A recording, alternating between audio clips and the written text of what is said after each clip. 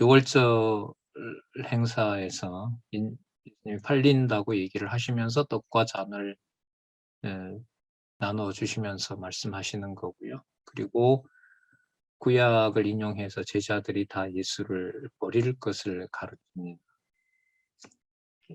이 연결을 우리는 아까 창세기 4장 4절에서 음 음 시편 110편 4절과 관련해서 이게 지상에 이루어지는 일의 본질이 하늘에 속한 일이고 구약의 그 스가랴 사건이 바로 수백 년 동안 그리스도가 이렇게 될 수밖에 없는 것, 이것이 바로 멜기세덱의 반차를 따르는 영원한 일이다.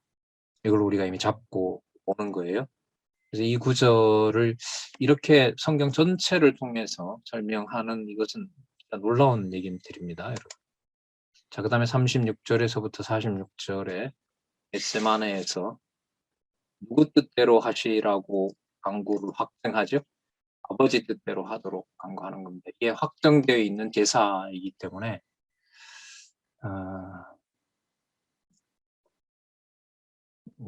이 기도를 확정을 하시는 겁니다. 그러니까 단지 이제 본문 몇십 절 구절인데 이걸 26장 17절에서부터 46절을 성경 전체를 통해서 이렇게 바탕을 두도록 한다는 이것은 성경 신학에서 이 세 번째 단락이 가지고 있는 매우 중요한 신학적 의미죠. 이제 공부 방법을 여러분들과 제가 확인해 놓고 그다음에 26장 47절에서부터 75절에 보면 순환 받음에 대해서 우리가 살펴보도록 하겠습니다. 이거 이미 지나왔어요. 순환 받음이라는 게 어느 정도 선에서 납득할 수 있고 누구든 다 동참할 수 있는 것이어야 돼요. 아니면 아까 겟세마네 기도에서처럼 또 겟세마네 기도하신 것처럼 기도의 근거를 시편 110편 4절 멜기세덱의 반차를 따르는 거여야 되고 유대 레위 지파가 할 수 없는 제사여야 되기 때문에 오직 당신 혼자만 감당할 수 있는 일이어야 돼요. 혼자만 감당하셔야 되죠. 그러면 그 모습이 인간적으로는 누가 보더라도 용납할 수 있는 거예요? 아니면 너무 처참해서 볼 수 없는 거여야 돼요? 후자가 되는 거죠. 그게 무슨 반차를 따르는 거라고요? 이게 이해가 되냐 말이에요. 이해가 안 됩니다.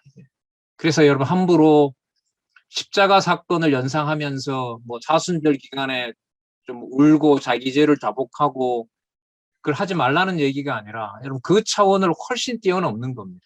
이게 보겠습니다.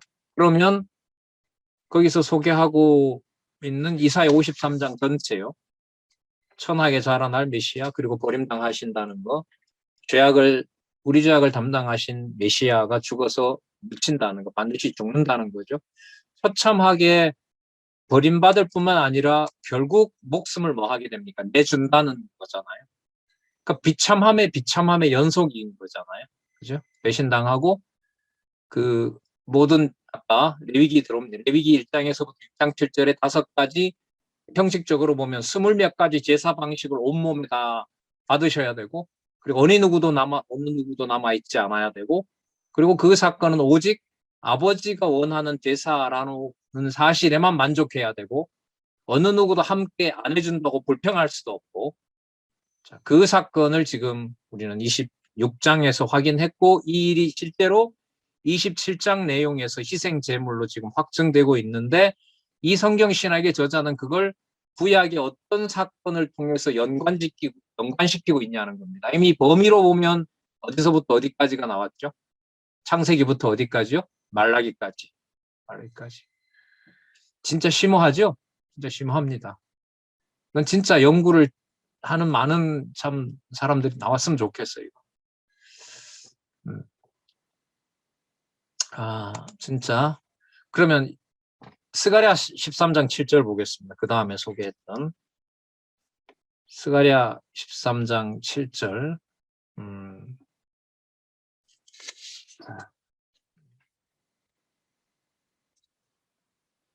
만군의 여호와가 말하노라. 칼아 깨어서 내 목자 내 짝된 자를 치라.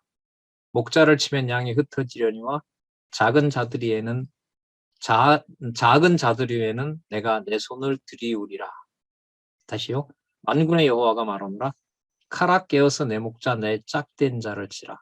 여러분, 만군의 여호와라고 불러놓고 만군의 여호와가 메시아를 보호한다는 거예요? 아니면 메시아를 보호받지 못하도록 메시아를 치면서 다른 자들 다 흩어놓는다는 거예요?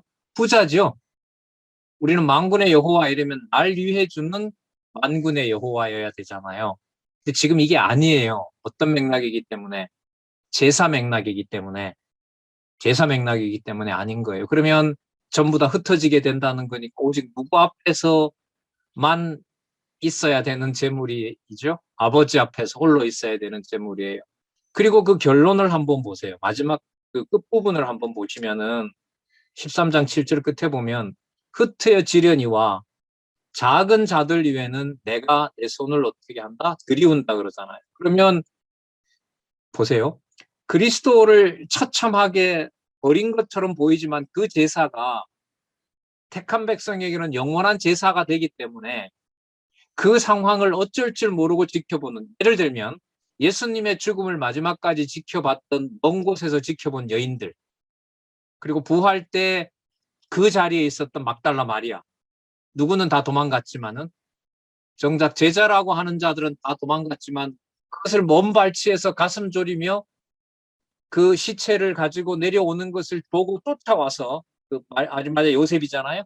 아리마대 요셉이 시체를 받아가지고 오시는 그 시간이 많이 흘렀을 거란 말이에요. 그날 저녁에 이제 무덤에 넣으니까 오후 3시에 돌아가셨고 시간으로 보면 그럼 그걸 떠나지 않고 그걸 지켜보던 두렵고하면서 조마조마하고 예수님의 그 시신을 가지러 갈 수 없고 졸이고 있던 그 자들에게 뭐가 임한다고요? 하나님의 위로가 임한다고 하는 거예요. 역사적으로 그렇게 이루어지는 겁니다. 그러면 마음을 졸이면서 그걸 지켜보던 여인들을 하나님께서 위로하신다라는 이런 말씀이 내가 내 손을 들이운다라고 하는 그 사건이 죽은 그리스도, 돌아가신 그리스도와 관계가 있을까요? 돌아가신 그리스도와 관계가 없을까요? 그리스도가 죽었는데 뭘 어떻게 도와요? 그리스도가 어떻게 무슨 손을 들이웁니까? 그러네 이 말은 우리가 이해하는 인간적인 이해인 거죠. 죽은 사람이 뭘 해? 이 말은 인간적인 얘기인 거잖아요. 그럼 하나님의 손이 들이운다는 말은 여러분 그리스도가 십자가에 죽었을 때 무슨 현상이 일어났죠? 장막 찢어졌죠. 휘장 찢어졌죠. 그리고 무슨 일 벌어졌어요?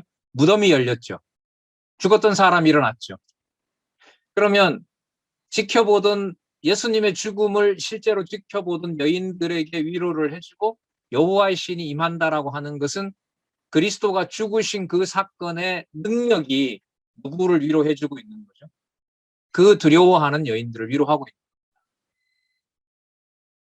거예요. 우리 눈으로 봤을 때는 어떻게 하지라는 건데 기록된 다른 말씀을 가지고 와서 보면 그 죽으시는 사건으로 죽었던 자들이 살아나는 것처럼 있던 여인들에게도 여기 스가랴 13장 7절에 있는 대로 뭐가 임한 거예요?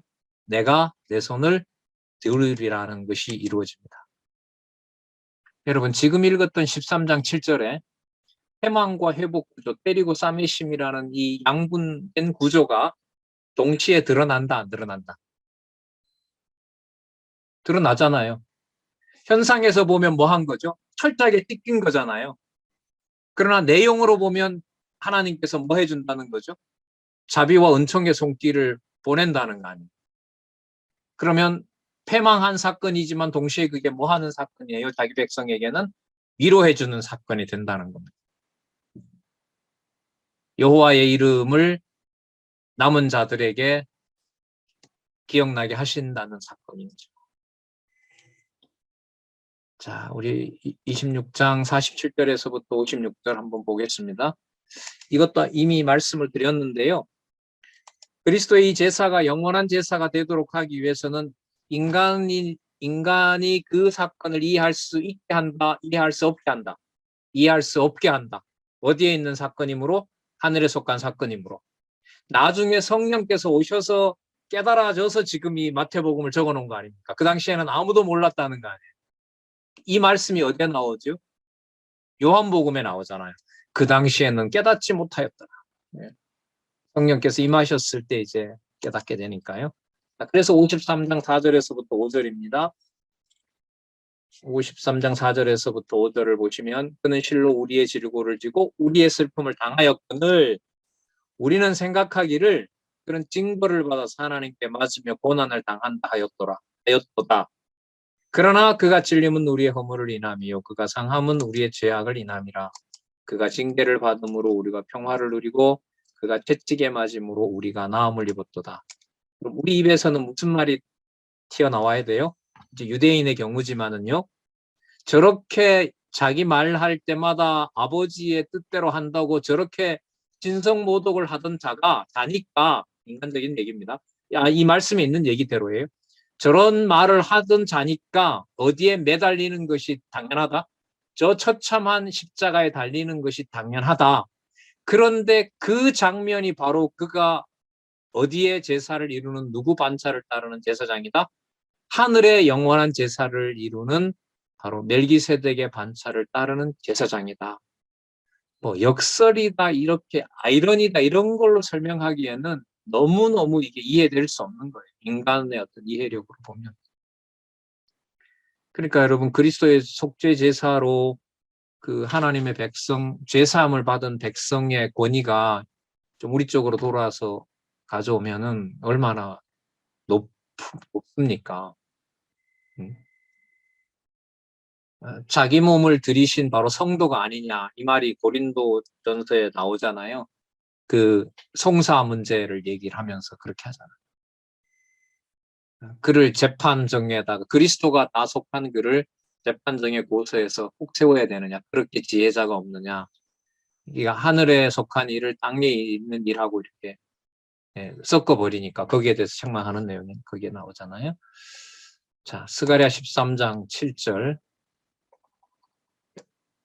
여러분 이사야 53장 4절과 5절, 특히 그 4절에 하나님께 맞으며 고난을 당한다 라는 말씀이 있었기 때문에 이 말씀을 누가 그렇게 하시냐면 하나님께서 그렇게 조롱을 하도록 하면서 그리스도의 고난에 동참하게 해요? 아니면 멀어지게 해야 영원한 제사가 돼요?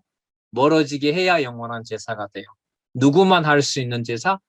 멜기세덱의 반차를 따르는 그리스도만 할 수 있는 제사. 그래서 그들을 쳤다 이 말이에요. 그러니까 여러분 이 말씀을 단지 약속대로 그냥 저들도 다 도망을 갔다 이렇게만 가지고는 제사장직은 설명이 안 됩니다. 더 깊이 들어가서 설명을 할 수 있도록 지금 이 강론집은 세 번째 단락에서 안내를 하고 있으니까요. 그래서 아까 그 시편 114편 4절, 그 다음에 아까 아벨 사건을 벨기세덱 반차에서 보면서 그리스도가 하늘에 속한 제사를 드리는 이런 구조는 진짜 이 말씀 성경 신학에서 말하는 이 속죄론, 그리스도의 그 구속, 그 깊이를 여호와 계시 관점으로 보게 하는 겁니다. 왜 계시 관점이죠? 우리가 뭔가 감당하고 이해될 만한 제사이기 때문이 아니기 때문에. 그래서 그 제사의 권위가 높은 거잖아요. 자, 좀 더 볼게요. 넘어가겠습니다. 26장 57절에서부터 75절, 처참한 장면이죠. 신문 받고 부인을 당합니다. 그 배척당하는 거죠. 자, 왜 그렇게 되느냐? 이렇게 약속이 되어 있어서 그렇습니다. 53장 7절, 그가 곤욕을 당하고 괴로울 때도 그 입을 열지 아니하였으며 마치 또 숫장으로 끌려가는 어린 양과 털 깎는 자 앞에 잠잠한 양같이 그 입을 열지 아니하였도다. 묻는 말에 대답 안 하고 한마디씩만 얘기하죠. 하나님의 뜻을 이루고 진리와 관련해서 짧게 대답하고, 그리고 거기에 대해서 어떤 구걸도 하지 않고요. 그가 곤욕과 신문을 당하고 끌려갔으나 저 보세요. 그 세대 중에 누가 생각하기를 그가 산자의 땅에서 끊어지면 마땅히 형벌받을 내 백성의 허물을 인함이요 하리라. 여러분 감당할 수 없고 눈을 돌릴 만큼 처참한 모습인데 저분이 나를 위해서 돌아가셨다라는 생각이 들까요? 절대로 안 들죠. 그럼 이건 어때요? 집에 잘 기르던 어린 양을 가지고 와서 제사장이 안수하고 보는 앞에서 목을 찌르고 각을 뜨고 하나님 앞에 번제를 탁 드렸어요. 그리고 내가 오늘 어떤 형제에게 범한 죄를 그 내가 기른 그 어린 양이 그 앞에서 제사장이 딱 태우면서 그 제사를 마무리했어요. 그리고 나를 위해서 안수하는 것도 봤어요. 그럼 그 어린 양이 죽는 사건에서 내 감정이 이입이 될까요? 안 될까요? 이입이 되죠. 네, 내 죄가 누구한테 넘어간 거니까. 저렇게 이쁜 양에게 넘어가서 내 죄를 용서해 줬겠구나. 그런데 그리스도가 처참하게 수치스러운 모습으로 만일이 보는 앞에서 침뱉고 때리고 온갖 수모를 당하고 벌거벗겨서 십자가에 달렸어요. 저분이 전차 내 죄를 위해서 어린 양처럼 죽었다라고 생각이 들까요? 안 들까요? 안 듭니다. 그렇기 때문에 이게 멜기세덱 반차를 따르는 영원한 제사입니다. 누가 이해할 수 없는 인간이 절대로 이해할 수 없는. 그래서 여러분 그 사도행전에 보면 교회를 사도 바울이 어떻게 설명하죠? 하나님이 피로 값주고 사신 교회라는 말 나오죠. 그게 그리스도 죽은 이 사건 아니겠습니까? 그래서 교회의 신령한 그 그리스도의 제사와 관련된 것을 납득하기라는 것은 불가능한 일입니다. 어린 양은 이해가 돼요. 왜? 날 위해서 저렇게 처참하게 죽으니까. 그런데 그리스도의 제사 형식은 너무나 인간적으로 처참해서 내 고개를 돌릴 정도로 부끄러운 일이어서 그가 감히 날 위해 대속주가 됐다는 것을 상상할 수 있다 없다? 없다. 그게 지금 이 구절 아닙니까? 7, 8절 누가 생각하기를 그가 산자의 땅에서 끊어지면 마땅히 받을 내 백성의 허물을 인함이로 하겠느냐. 안 된다는 거죠. 더더욱 이해가 안 됩니다. 어떻게 했기 때문에 이사야 50장 6절에 나를 때리는 자들에게 내 등을 맡기며 나의 수염을 뽑는 자들에게 내 뺨을 맡기고 수욕과 침뱉음을 피하려고 내 얼굴을 가리우지 아니하였느니라. 여기서 어떻게 그가 나를 위해서 대속제물이 됐다고 할까? 그래서 유대인들은 저렇게 죽는 것이 맞다. 왜? 그 아버지 여호와의 이름을 함부로 모독하더니 저렇게 죽는 거구나. 이렇게 생각하지. 누가 그가 우리의 허물을 위해서 죽었다고 생각하겠느냐. 그래서 여러분 속죄론의 깊이를 인간이 알 수 있다라는 데 대해서는 저는 이 성경 신학의 주석을 통해서 오늘 살펴봤을 때 그건 함부로 생각하는 거다. 건방진 생각이다.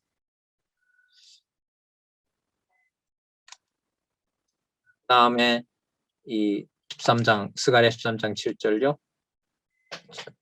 그러니까 여러분 여기 보면 이사야 53장 7절에서부터 8절, 지금 읽었던 이사야 50장에서 6절, 또 스가랴 13장 7절 전부 다 도망간다라고 하는 이 내용이 그리스도의 그 십자가 사건의 그 제사장직을 사람들이 감당할 수 있다 없다? 없다는 걸 지금 보여주고 있어요. 그리고 감당할 수 없도록 다 그냥 쫓아버린다라는 거예요. 누가 그렇게 하신다는 거죠? 하나님께서 그렇게 약속을 해놨다는 겁니다. 감당도 안 될 뿐만 아니라 감당도 못하도록 함께 동력하지 못하도록 다 쫓아보낸다는 거죠. 그랬을 때 그 제사가 뭐가 된다? 겟세마네 동산에서 기도한 것대로 오직 당신이 감당해야 되고 아버지가 기뻐하는 제사가 되는 겁니다. 그러니까 광경이 어떻게 돼야 돼요? 사람들이 봤을 때 그 십자가상에서 말씀하신 엘리 엘리 라마 사막다니가 돼야 돼요. 진짜 누가 봐도 누가 버린, 아버지로부터 버림받은 자. 그러니까 유대인들은 뭐라고 생각하고, 저렇게 신성모독하니까 저렇게 죽는 게 당연하지 저 인간은, 이렇게 여김을 받아야 돼요. 그래서 자기 스스로도 누가 버린 것처럼 보이는, 하늘에 계신 아버지가 아들이 아닌 것처럼 버리는 상황이 됐을 때 그게 무슨 상황이라는 거예요? 멜기세덱의 반차를 따르는 영원한 제사가 된다. 그러면 하나님의 교회는 얼마만큼 버려질까요? 여러분, 마지막 날에 얼마만큼 버려져요? 천년왕국에 죄가 없을 때 죄 없이 자라나고 천년 동안 에덴 동산을 회복했던 자를 하나님께서 누구에게 맡긴다 그랬죠? 사단에게 그 나라를 맡겨요. 이걸 도대체 어떻게 이해를 할 수가 있을까요? 어떤 흠결도 없는 걸 통째로 사단에게 다 맡긴다는 거잖아요. 그러니까 의로운 자인 그리스도가 그 입에서 무슨 말이 나올 정도까지 버려버려요? 아버지여 어찌하여 나를 버리셨나이까라는 말이 나올 정도로 버린다는 거예요. 그러니까 이 속죄론의 이 광경을 사람이 감당을 할 수가 있다 없다? 절대로 할 수가 없어요. 그러니까 구속자 중심이다 뭐 이런 게 이건 진짜 몰라서 하는 소리. 그 깊이보다 훨씬 더 깊습니다. 자, 27장에 가서 보겠습니다. 27장에 제일 먼저 나오는 게 뭐냐 하면 레위기 1장에서부터 5장입니다. 번제, 소제, 화목제, 속죄제, 속건제. 여러분 지금 이걸 보면 그 20몇 가지의 제사 방식이 무슨 제사임을 이제는 말할 수 있어요? 무슨 제사? 멜기세덱의 반차를 따르는 영원한 제사를 누가 준비해 놓으셨다? 아버지가 준비한 대로 다 이루신다는 걸 우리는 여기서 이제 확인할 수 있죠. 아까 처음에는 뭐야 저게 전부 다 그럼 그리스도가 찢겨질 것에 대한 레위기의 약속이라고 질문을 가졌다면 그 중간에 설명을 해서 17장에 예수님 죽으시는데 오면 바로 이것이 영원한 제사를 이루시는 레위기에 있는 것을 하나씩 하나씩 모두 이루는 게 되는 거구나 이렇게 이해를 할 수가 있고, 그리고 절정은 아까 나왔었죠. 놋뱀을 만들어 장대 위에 달리는 것처럼 결정적으로 최종적 수치와 죽음을 십자가에서 받으셔야 돼요. 그런데 그게 멜기세덱의 반차를 따르기 때문에 요한복음 3장 14절 15절에 있는 대로 영생을 얻게 하는 바로 그리스도의 제사직이 되는 겁니다. 자, 이게 또 충격적인 부분이 나옵니다. 7063에 가시면 정죄전 제물에 의한 성취 부분에 가면 여기서부터 어디까지 내용이 나와요? 일단 읽어볼게요. 일찍이 여호와 하나님께서는 선지자들을 통해 이스라엘 자손이 이방인에 의해 멸망당할 것을 예언하도록 섭리하셨다. 어디서부터 어디까지요? 이사야부터 말라기까지. 이사야부터 말라기까지. 그러니까 여러분 그리스도가 죽으시는 이 사건이 이사야에서부터 시작해서 말라기까지 북이스라엘 망하고 남유다 망하고 맞죠?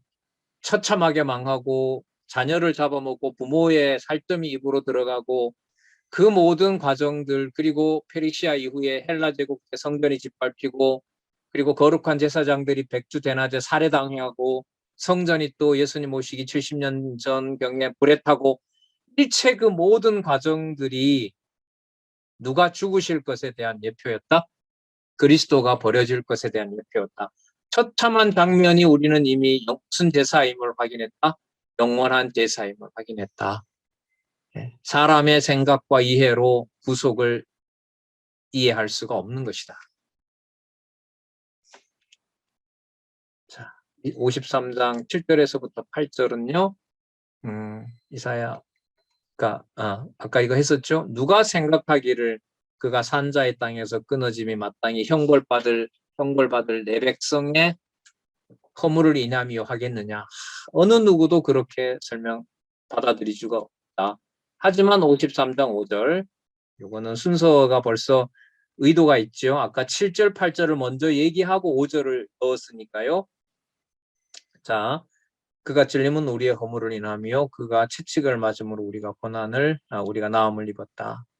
자, 그리고 27장 1절에서부터 10절에 보면 아까 설명했던 이사야에서부터 말라기까지, 이사야부터 말라기에 예루살렘, 북쪽 이스라엘, 남쪽 유다, 그리고 성전이 짓밟히는 것은 다 스가랴 11장 12절과 13절로 옵니다. 누구 이름이 천하게 값이 싸게 매겨지는 것이다? 여호와의 이름이 값싸게 매겨지는 것과 똑같아. 그 일이 그리스도의 평가가 아주 낮은 은 30에 팔리고, 그것이 이제 그리스도를 배신하는 값이 될 정도로 여호와를 버리는 증거가 된다. 그러나 그 제사를 그리스도가 영원한 제사로 드린 사건이다. 이렇게 설명합니다. 그리고 27장 11절에서부터 26절 1086에 가시면 자, 읽었던 거죠. 이 세대 중에 누가 생각하기를 그가 산자의 땅에서 끊어짐이 마땅히 형벌받을 내 백성의 허물을 인함이겠느냐. 상상할 수도 없다. 하지만 그게 우리의 허물을 인함이었다.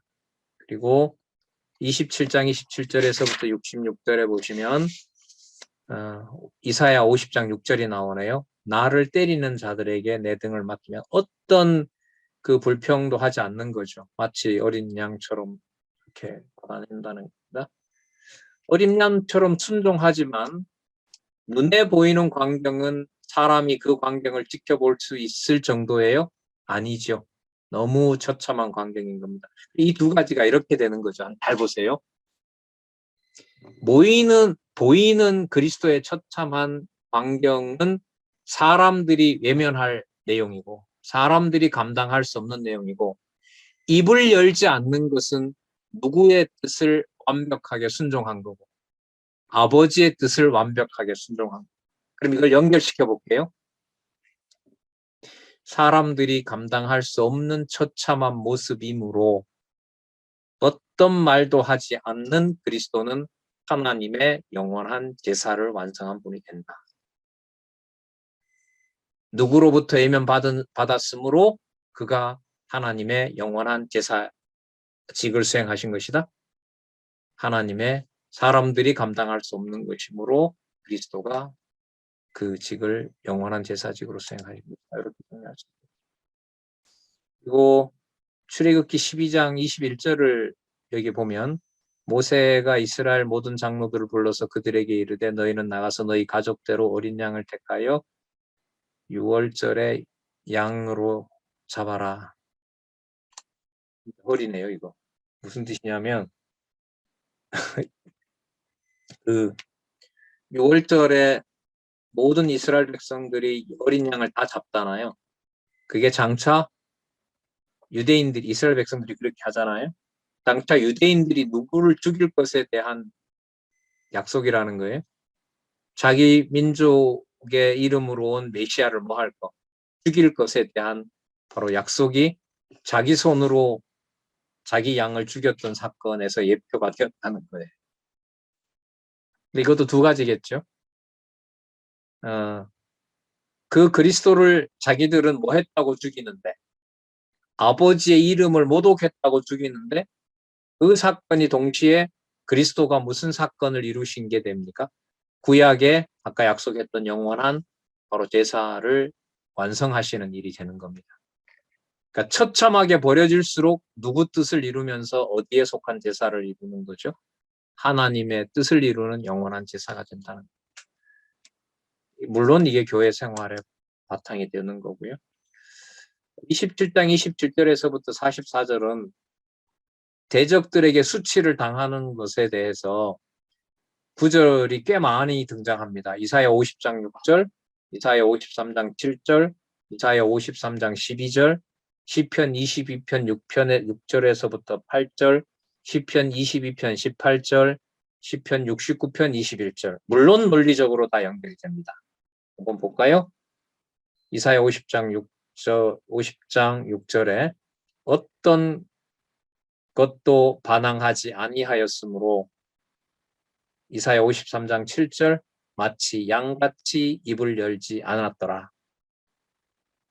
그런데 이사야 53장 12절에 가면 중간에 이는 그가 자기 영혼을 버려 사망에 이르게 하며 범죄자 중 하나로 헤아림을 입었습니다. 어떻게 된다는 거죠? 철저하게 버려진다는 겁니다. 그 앞에 세 구절은 조용히 있으면서 양같이 입을 열지 않고 양같이 입을 열지 않은 것은 사람들에게 어떤 수모가 쏟아져요? 저렇게 버림당하는구나라는 온갖 수모가 쏟아진다는 거죠.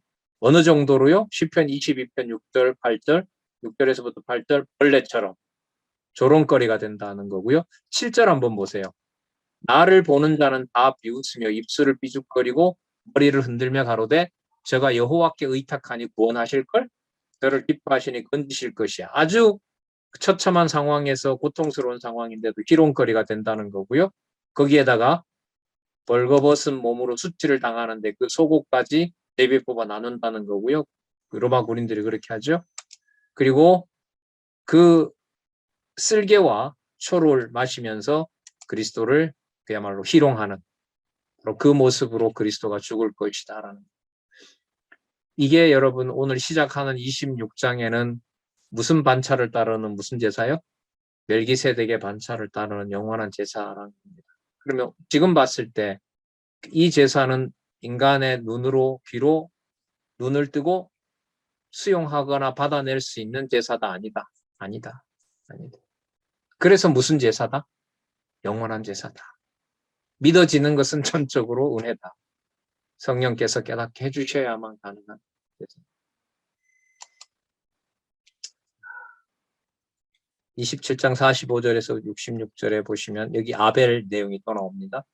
아벨이 드린 그 제사로 자, 창세기 22장 8절을 소개합니다. 이삭을 드릴 때 사건이죠. 아들아 범죄할 어린 양은 여기 잘 보세요. 하나님이 자기를 인하여 친히 준비하시리라. 여러분 오늘 26장에서 지금 27장 끝부분에 올 때까지 영원한 멜기세덱의 반차를 따르는 것은 레위인들이 준비한 겁니까? 하나님이 준비한 겁니까? 하나님이 준비한 거죠. 누구에게 약속한 대로? 아브라함의 입을 통해서 이스라엘 열조에게 오래전에 약속한 것처럼. 그럼 아브라함이 여러분 이삭을 제물로 준비하고 있었습니까? 하나님께서 이삭을 제물로 바치도록 하나님이 이삭을 준비했습니까? 1번, 2번. 2번. 맞죠? 아브라함이 이삭을 제물로 바치려고 준비했습니까? 하나님께서 이삭을 제물로 바칠 준비를 하나님이 하셨습니까? 하나님이 하셨잖아요. 나중에 어린 양도 하나님이 준비하셨고. 근데 그걸 아까 보면 창세전에 멜기세덱의 반차를 따르는 걸로 하나님이 준비했다고 했지 않습니까? 그리고 사람들이 거기에 함께 동참할 수 있도록 하지 않았잖아요. 그러면 메시아는 누구의 메시아가 돼요? 하나님의 메시아가 되는 거죠. 그래서 누가복음에 그게 나옵니다. 야, 너희들은 사람들은 날 뭐라 하느냐? 얘 엘리야라 그러고 또 세례 요한이 살아났다고 합니다. 누가복음에 나오는 말씀이죠. 너는 나를 누구라 생각하느냐? 베드로가 뭐라고 대답하죠? 하나님의 그리스도입니다. 이렇게 대답합니다. 누가복음에. 누가 준비했기 때문에? 누가 준비했기 때문에? 하나님이 자기를 위하여 친히 준비했기 때문에. 자, 그러면 여러분 출애굽할 때 이스라엘 백성들이 자기들이 잘 준비해서 어린 양을 자기들이 준비했다라고 말하면 될까요? 하나님이 어린 양을 준비하도록 해주셨다라고 해야 될까요? 말이 나중에 말처럼 해야 돼요. 하나님의 교회를 하나님께서 이런 희생과 봉사를 하는 분들을 통해서 하나님이 준비한 일입니다라고 해야지 사람에게 영광을 돌리면 안 되겠죠. 앞으로 계속 그 일 잘해주세요. 원사님, 장로님. 당신이 계셔야 이 교회가 진행이 온전해질 수 있습니다. 이건 말이 안 됩니다. 이건 오늘 배웠던 수십 개 구절을 다 뒤집어 엎어버리는 거예요. 엄격하죠. 이렇게 보면. 자, 28장 부활의 권세로 가볼까요? 호세아 6장 2절을 드네요. 여호와께서 이틀 후에 우리를 살리시며 제3일에 우리를 일으키리니 우리가 그 앞에서 살리라. 여러분, 호세아 12소선지서의 첫 번째 나오잖아요. 요즘 또 연구반에서 공부하고 계시고, 그 호세아가 낳은 아들의 이름이 뭡니까? 처음에 이스라엘이죠. 이스라엘은 한 가지 뜻을 가지고 있어요. 두 가지 뜻 가지고 있어요. 두 가지 뜻 가지고 있죠. 뭐 한다? 흩어버린다. 또 뭐 한다? 모은다. 그러면 이스라엘이라는 말 속에 뭐와 뭐가 다 들어가 있죠? 패망과 회복이 다 들어있는 거죠. 자, 그러면 이렇게 이제까지 오늘 온 말씀을 정리해 보도록 할게요. 그리스도께서 철저하게 흩어지게 되고 조롱을 당하고 온몸이 찢어지는 것은 이스라엘의 첫 번째 의미인 거예요. 뭐 한다? 패망시킨다. 아버지 앞에 홀로 드릴 수 있는 제사를 드린 분이므로 그 그리스도가 이스라엘의 두 번째 의미입니다. 뭐 해주신다? 아버지 아들로 회복시켜준다. 그래서 이 호세아가 여기 딱 등장하는 거예요. 여러분, 우리가 호세아 본문과 구조 모르면 이거 호세아가 여기 왜 들어왔지? 둘째 있다가 세 번째 태어난다는 그거 말하는 거구나. 그럼 수준 낮은 그렇게 생각하면 안 돼.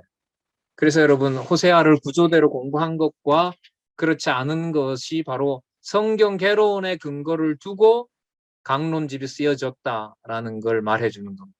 구조 없이면 이 설명이 안 됩니다. 어느 정도로 하나님의 원하지 않는 백성을 없애버리죠? 호세아에 그거 나오잖아요. 야, 네가 나와봐라. 내가 쫓아다니면서 죽인다잖아요. 하나님께서. 그럼 하나님 백성을 어떻게 모으시려고요? 이게 지금 제사직과 관계돼요. 누가 와서 그걸 다 감당을 해줘야 돼요? 누가 와서? 누가 준비한 재물이 와야 되냐고요. 하나님이 자기를 위하여 준비한 재물이 와야 쫓아다니면서 다 죽여버린 백성의 자손 언약을 누가 이루실 수 있어요? 하나님이 준비하신 재물로 인해서 이방도 포함한 우리가 사는 겁니다. 예. 그게 어디에? 호세아에서부터 말라기까지 소선지서 구조에 나타나 있잖아요. 예. 그러니까 구조 없이는 이틀에 있다가 3일에 살아나. 3일에 부활하는 거구나. 아니, 그런 수준이 아니에요, 이게. 호세아 2장 25절은요. 25절이 아니고요. 23절이에요. 자, 25절이 없습니다. 22절에 23절. 내가 나를 위하여 저를 이 땅에 심고 긍휼히 여김을 받지 못하였던 자를 긍휼히 여기며 내 백성 아니었던 자에게 향하여 이르기를 너는 내 백성이라 하리니 저희는 이르기를 주는 내 하나님이라 하리라. 여호와는 내 하나님이다. 누구 덕분에 죄송합니다. 질문이 좀 길어요. 누구 덕분에 이방인도 누구 덕분에 그리스도 덕분에 누구의 이름을 여호와의 이름을 누구의 하나님으로 내 하나님으로 부를 수 있게 된다. 그게 이제 호세아의 약속이라는 거죠. 부활의 확증과 관련해서 28장 1절에서부터 10절에 보면 요나서 2절이 나오네요. 요나서 2절. 요나서 2절은 그 물고기에서 토하해내는 것과 관련됩니다. 그게 그러니까 부활하고 관계되고요. 이 사건은 요나서 전체와 연관되면 더 재밌죠. 누가 시기를 해야 누가 구원을 받게 돼 있죠. 유다가 시기를 해야 유대인인 요나가 시기를 해야 시기나게 해서 누가 구원을 받아요? 이방인이 구원을 받게 되어 있다는 거죠. 그러니까 유대인들이 버려놓고 어린 그리스도를 받아들이니까 또 쫓아와서 죽이려고 하잖아요. 사도행전에 보면. 맞죠? 자기네들이 싫다고 죽여놓고 이방인들이 그 전하는 바울을 따르니까 그게 아니라고 와서 또 죽이려고 하는 거야. 자, 그렇게 이제 이방인들이 하나님의 이름을 부르게 될 것을 약속을 하고 있습니다. 자, 호세아 6장 2절 아까 읽었었죠? 우리가 그 앞에서 살리라. 자, 그다음 마태복음 16장 21절. 이때로부터 예수 그리스도께서 자기가 예루살렘에 올라가 장로들과 대제사장들과 서기관들에게 많은 고난을 받고 죽임을 당하고 제3일에 살아나야 할 것을 제자들에게 비로소 가르쳤다. 이거는 여러분 여기 보면 아주 재밌어요. 이 구절도 왜 재밌냐면 마태복음 16장에 이 말씀을 하는 것은 16장은 왕직이 나올까요? 제사장직이 나올까요? 왕직이잖아요. 제사장직은 몇 장부터 나왔어요? 아까 26장부터 나왔잖아요. 그럼 16장은 무슨 직이죠? 왕직인 거죠. 그러면 이렇게 정리를 해볼게요. 왕직에서 약속했던 것을 무엇으로 이루셨다? 제사직으로 이루셨다. 그래서 내가 패배하는 것이 아니라 아버지의 뜻대로 내가 왕이기 때문에, 통치자이기 때문에 내가 내 몸을 저들에게 아버지 뜻대로 주는 거다. 패배당하는 게 아니다. 그런데 지금 살펴봤던 것처럼 어느 정도로 내어줬어요? 어느 인간도 함께 할 수 없는 오직 하나님의 아들로서 하나님이 준비해 놓은, 정해 놓은 것을 본인 혼자 이루는 것으로.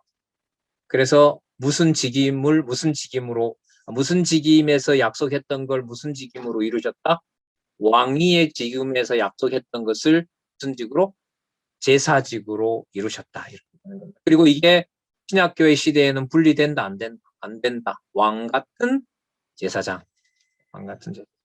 그러면 여러분 이걸 좀 풀면 뭐가 되냐면 어느 누구도 아닌 오직 하나님 앞에서 희생과 봉사를 드리는 것이 그리스도와 더불어 뭐 하는 게 되죠? 왕노릇 하는 게 돼요. 그리고 그걸 그렇게 하세요. 하나님께서.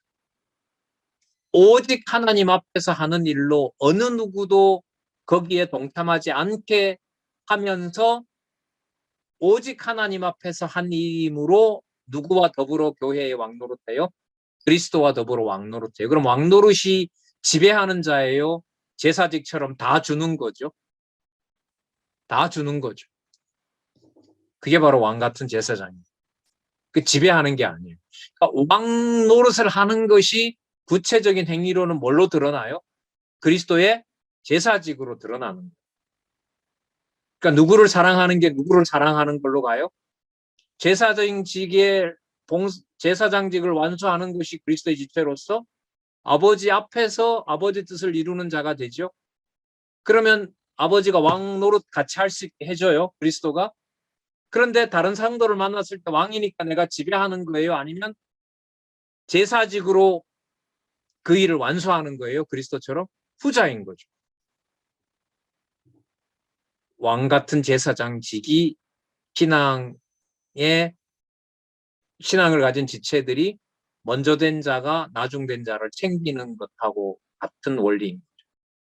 그러면 누구를 사랑하는 것과 누구를 사랑하는 것이 완성됩니까? 하나님을 사랑하는 것이 형제를 사랑하는 것으로 이루어지는 겁니다. 그게 교회입니다. 이런 방식으로 이해했던 지난날의 교회 사회의 역사나 신학이 없었습니다.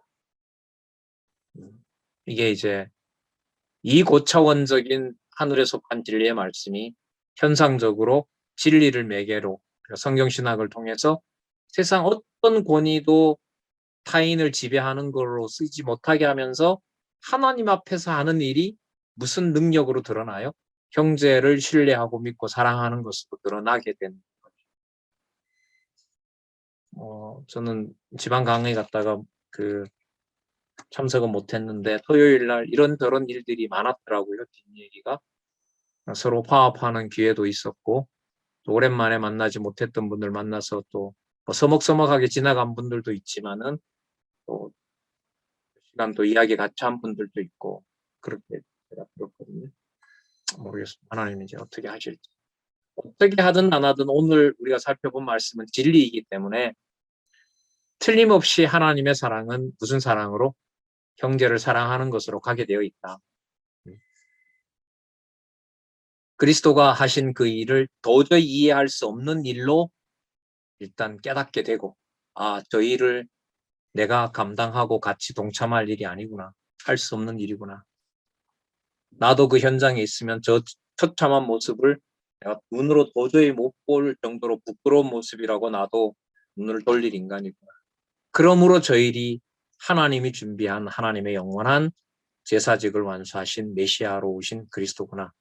그렇게 정리를 하면 이 부분의 깊이를 우리가 이해한 거라고 봅니다. 자, 마태복음 20장 9절이죠. 이방인들에게 넘겨주어 그를 능욕하며 채찍질하며 십자가에 못 박게 하리니 제3일에 살아나리라. 제3일에 살아난다는 것은 바로 그거죠. 처참하게 드려지는 그 모습, 어느 인간도 이해할 수 없는 그것이므로 그가 아버지의 제사를 완수한 자가 되고 바로 부활하셔서 누구 앞으로 가는 거죠? 하나님 앞으로 가서 영원한 제사장이 되는 거죠.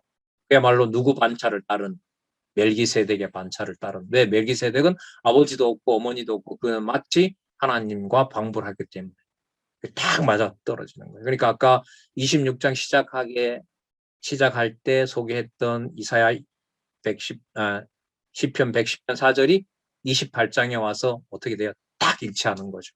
그 과정에 예수님이 겪는 일은 우리가 감당할 수 있고 없고, 없을수록 없는 만큼 없어야 아까 소개했던 시편 110편 4절이 그리스도의 부활 사건에서 완벽하게 이루어지고 부활하면서 무슨 제사장이 되는 거죠? 영원한 제사장이 돼서 아버지 앞에 가는 것. 그런 논리입니다. 이 어떻게 이렇게 논리적이죠? 그 중간중간에 찾아나온 내용들도 어떻게 이렇게 연결이 되나 몰라요. 여러분, 이 부분만 이럴까요? 이 강론집 전체의 이 연결성이 이럴까요? 후자죠. 이제 이 공부할 게 많이 남았어요. 오전반에는 얘기했는데 이번 학기까지는 제가 좀 인내를 갖고 참지만은 다음 학기부터는 발표자가 없으면 수업을 안 하겠다. 왜? 이 기쁨을 저 혼자 누릴 수는 없잖아요. 안 그래요? 저 혼자 어떻게 이 좋은 말을 많이 해요? 여러분들도 같이 하셔야지. 좋은 의미로 말은 안 하지만 다 웃고 계신 게 거기에 동참하실 거라고 웃고 있는 걸로 알고 있습니다. 하나도 비웃음으로는 안 보여요. 웃기고 있는 이게 아니에요. 맞지, 그게 맞는 말이에요. 이렇게 제 눈에는 익히거든요. 자, 마지막 부분 볼게요. 임무를 부여하며 성취합니다. 호세아 2장 23절. 내 백성 아니었던 자에게 향하여 너는 내 백성이라.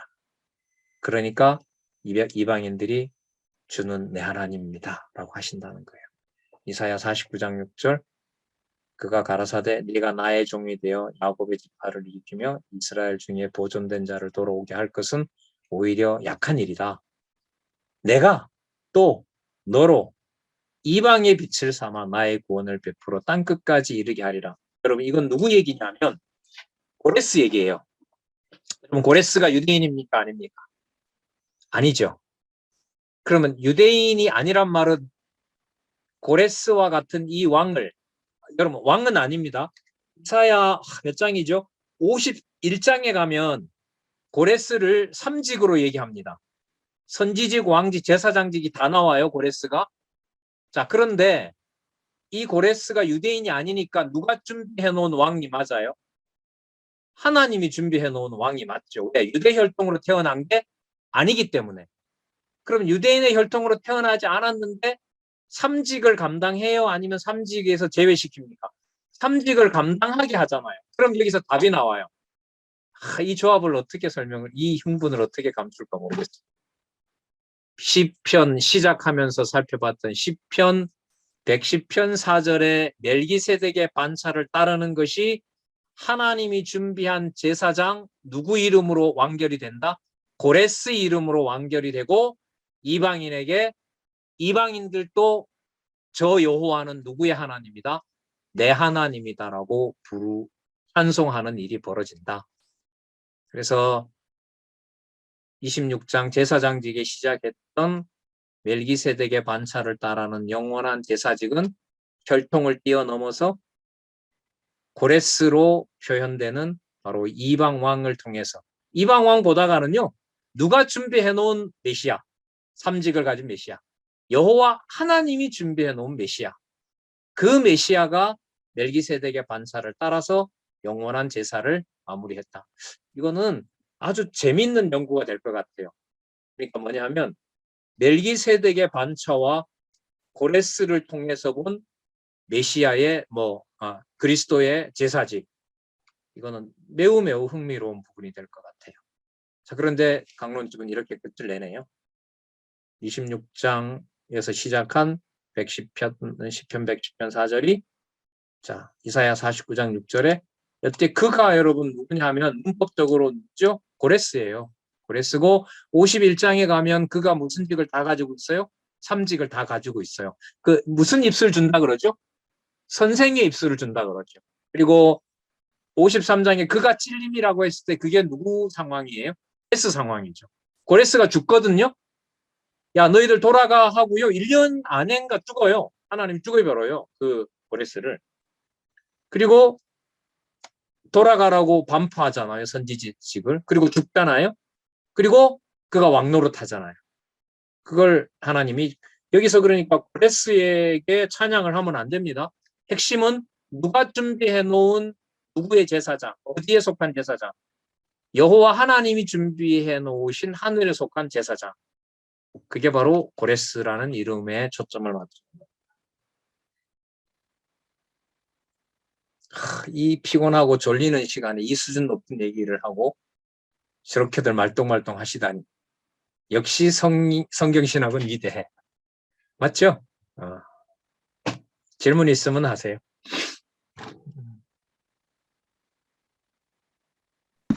그 수도를 제자와 직과 동목은 있으면 양내 신분에 대한 정치를 왜 두 번씩 들어오는 분은 뭔 분인지 몰라. 이해가 잘 안 돼. 좋아서 들어오는지 이해가 안 돼서 이렇게 막 들어와서 애를 쓰는 건지 참 모르겠어요. 성령의 감동이 되어서 들어오시는 건지 성령의 감동을 안 하니까 몰라서 또 들어오는 건지 전들 알겠습니다. 후자. 그죠? 후자. 후자요? 왜 네. 들어왔냐면요. 첫째, 첫째. 교수님이 오전에 하시는 거와 오후에 하시는 게 틀려요. 조금씩 틀려요. 또 뭐 틀리다 그럽니까? 아니요, 조금씩 틀려서. 그때 성령하고 지금 성령하고 다른가 봐. 아니. 제 생각엔 그렇고요. 예. 또 지금 또 들어와서 또 느끼는 건 숫자가 오전에는 내가 뭐야 그 전체적인 거를 제가 이해하려고 노력했다면 지금은 그 상태에서 다시 한번 들으니까 의문이 생기는 거예요. 어찌하여 왜 그렇게 그 방법을 쓰시느냐. 십자가의 죽음을 우리도 이해할 수 없. 제가 어릴 때부터 그 고민했던 게 내가 원하지도 않았는데 왜 하나님이 예수님을 십자가에 못 박혀 죽이시지? 이렇게 잔인하게? 내가 원했나? 그래야 구원을 얻나? 그런 게 어릴 때 그 생각을 많이 했었거든요. 그래서 또 이번 지금 들으면서도 진짜 꼭 그래야만 하나, 이 방법을 꼭 써야만 하나, 그런 생각이 들어서 마음이 엄청 무거웠는데 지금도 뭐 가볍지는 않아요. 근데 마지막에 들으니까 이것이 그 하나님의 그 주권성을 통해서 그 십자가의 죽음이 이방인에게까지도 이방인도 하나님의 지체가 되게 하기 위해서 이 쭉 설명하는 과정을 하니까 진짜 심오하다. 진짜 이거 진짜 깨닫게 해주는 게 좀 해준다는 게 좀 신기하기도 하고 그렇지만 앞으로 그 예수님 십자가 죽음을 당하는 그 과정, 죽었다가 살아나는 그 과정, 그게 영생으로 올라가고 영원한 그 규례가 되는 그 과정이 교회에게도 그렇게 오늘 하루의 내 삶 왜 속에도 얼굴도 제대로 안 나오고 그런다는 게 좀 연결이 다 신비롭죠. 된다는 예. 신비로운 상황입니다. 뭐 저로서는 당연하죠. 오전에 하면서 제가 생각하면서 했던 것들이 정리가 되는 것은 확신으로 더 강하게 말씀드릴 수가 있고 또 하면서 설명을 하지 못했던 부분들 속에서 조금씩 뭔가 이렇게 할 수가 있고 그래서 두 번 하는 게 저한테도 유익한 면은 있고 피곤하긴 해. 그런데 뭐 다음 학기부터 뭐 여러분들이 한 반은 발표할 거니까 그때를 기쁨으로 여기면서 이 정도 수고야. 그래요. 하여튼 좀 정리하실 만큼 다음 달에 누워서 26장, 28장까지 생각난 부분들 좀 생각하시면서 편안하게 쉬실 수 있으면 좋겠습니다. 하고 마치겠습니다. 하나님 감사합니다. 너무 감사합니다. 진리의 말씀들을 이 시간 이렇게 많은 신앙의 선후배들이 함께 진리의 말씀으로 인도해 주셔서 너무나 감사합니다. 이 시간 지켜주시고 또 준비해 놓은 그 다음날 하나님의 그리스도의 지체로서 교회의 그리스도의 통치를 받는 지체로서 서로 자주 만날 수는 없지만 각자 주신 그곳에서 그리스도의 제사지기 아름다운 열매로 맺히는 귀한 삶이 될 수 있도록 하나님 우리에게 무한한 은총을 베풀어 주시옵소서. 하나님의 사랑과 이웃사랑과 형제사랑이 함께 일치하는 대역사가 성경신학을 공부하신 많은 성도들이 있는 그 현장에서 성취될 수 있도록 말씀의 능력으로 드러날 수 있도록 하나님께서 은총을 베풀어 주시옵소서. 감사드립니다. 예수님의 이름으로 드렸습니다. 아멘. 아멘. 아멘. 네, 감사합니다. 수고하셨습니다. 네.